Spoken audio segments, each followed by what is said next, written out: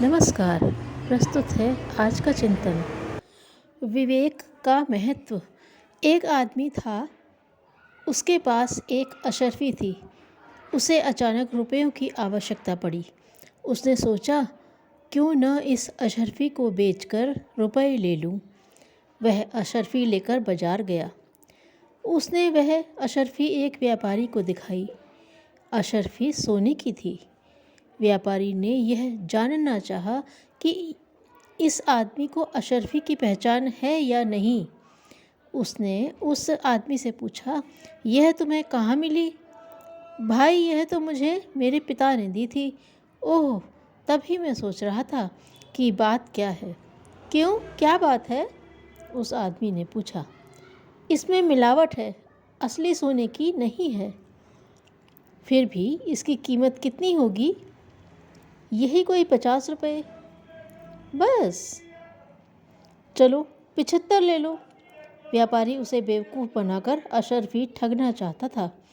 उस आदमी ने सोचा, अगर यह असली नहीं है तो व्यापारी 75 पर कैसे पहुंच गया। उसे कुछ सोचता देखकर व्यापारी बोला, चलो 100 रुपये दे दूं। नहीं, 100 तो बहुत कम है। तो 125 दे दूं? नहीं, अब मैं इसे कहीं और बेचूंगा। इतना कहकर वह आदमी चल दिया। व्यापारी बोला, देखो, मैं 125 रुपये से ज़्यादा नहीं दे सकता, लेकिन इसकी कीमत 250 रुपये है। इससे कम में मत बेचना। वह आदमी उस व्यापारी के बहकावे में आ गया। वह बाजार में जहाँ भी गया, उस अशर्फी को 250 रुपये से कम में बेचने के लिए तैयार न हुआ। वह जैसे ही कहता, सेठ जी, यह अशर्फी 250 रुपये में लोगे, सेठ को शक हो जाता कि ज़रूर इसमें कोई बात है और वह मना कर देता। आखिर वह फिर उस व्यापारी की दुकान की ओर चला। तभी उसका एक पुराना मित्र मिल गया। बातों बातों में उसने अशर्फी वाली बात बताई। मित्र ने कहा, जो व्यक्ति अपना विवेक छोड़कर किसी के बहकावे में आ जाता है, वह अवश्य धोखा खाता है। यह बात तुम सदा के लिए याद रखना। वह मित्र उसे एक सर्राफ की दुकान पर ले गया।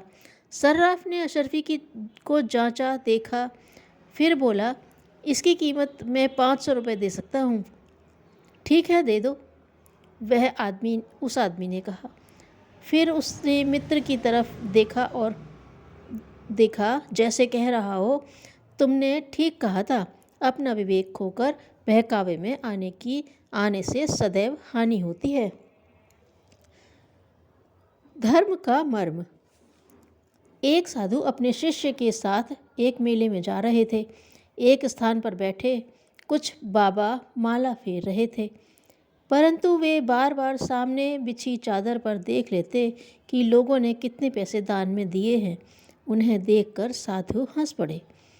आगे एक तपस्वी शीर्षासन लगाए खड़े थे। उन्हें देखकर साधु हंसे और आगे एक पंडित जी भागवत कह रहे थे। उनके आगे चेलों की जमात बैठी थी। उन्हें देखकर साधु फिर खिलखिलाकर हंस पड़े।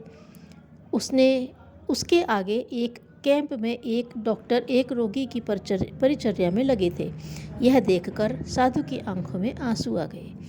आश्रम लौटने पर एक शिष्य ने पहले 3 स्थानों पर हंसने और चौथे पर रोने का कारण पूछा, तो उन्होंने उत्तर दिया, बेटा, आज माला, आसन, प्राणायाम और कथा भागवत को ही धर्म समझकर अधिकांश लोग ढोंग कर रहे हैं। भगवान का काम करने वाला एक डॉक्टर दिखा। यह देखकर दुख हुआ कि लोग धर्म के वास्तविक अर्थ को न जाने कब समझेंगे। सच्चा धर्म संसार की सेवा और उसे सुधारना है, मात्र जप तप नहीं। धर्म प्रदर्शन की नहीं, साधना की कला है। धन्यवाद।